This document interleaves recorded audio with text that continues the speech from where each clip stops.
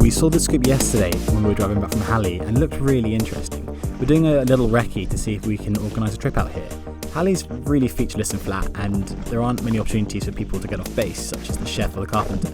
I'm very lucky, my job takes me out into cool places like this, so when we see a place that is accessible, we try to see if we can get people out there so they can go for a ski or an ice climb, or maybe just take some nice photos.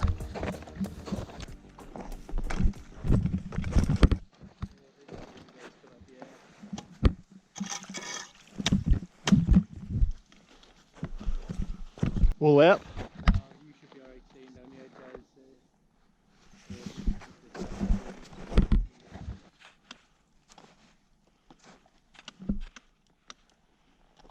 It's currently -5 degrees outside, and this puddle's only here because the bank behind us is really steep, and the sun is really strong down here, so it melts a bit of the ice at the top, which forms a puddle at the bottom. It then freezes overnight and then turns a dark blue.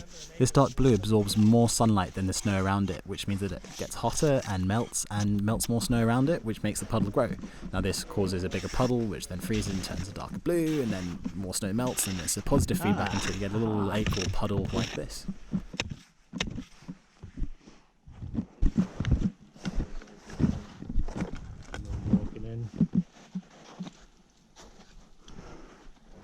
gradients are all a bit deceptive, aren't they? Again. The gradients, like the lake looks not flat. Yeah, it looks like it's leaning away from us. And yeah, and it did on the way in as well. And we can't go grab them. Look at the drone. Knock them down. Huh? Get your drone to chop them off.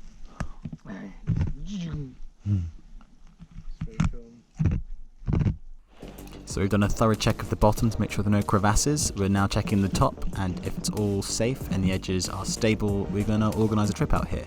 So we now have to flag an area which we know is safe, and then flag a route to station which we know is crevasse free. And then everyone on the station can visit, and they don't have to be roped up because we've checked that there are no crevasses to fall down.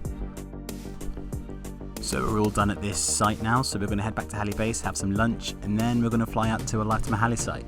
This site's on the other side of Halloween Crack, so it's really interesting. It's the only site that gives us an indication as to how quickly this crack is growing. We're going to fly there, it'll take us maybe 5 hours to repair it, and then head back just in time for dinner. If you don't know what a Lifetime Halley site is, or you want to know what my job is down here, or just see inside of Halley, I've got some other vlogs which will show you, and I'll put the link in the cards right now.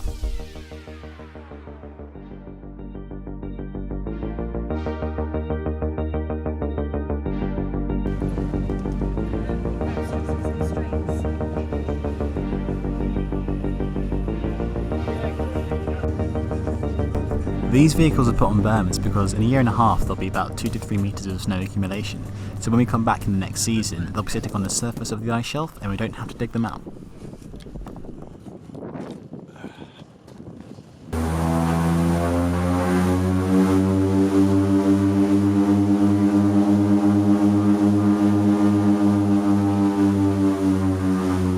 So we're currently iced in.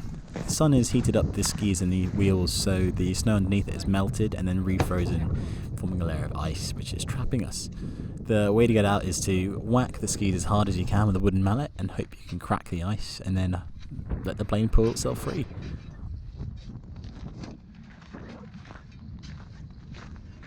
the skis are iced in. Oh god. How do we help? Whip it up.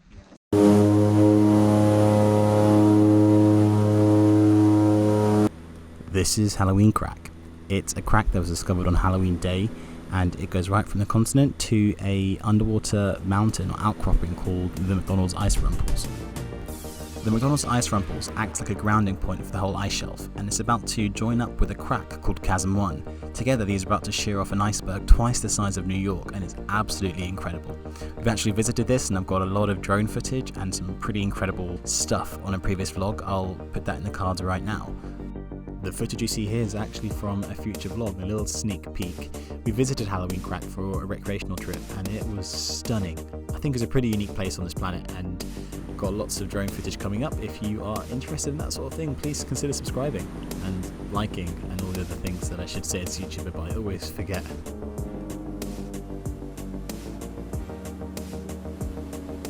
So when you land at any field site, you have to do 2 passes. The first one, you drag your skis along the snow to make sure that no holes or crevasses open up beneath you, and then you circle back round, and then you land in the exact ski marks to make sure that you don't fall down the crevasse.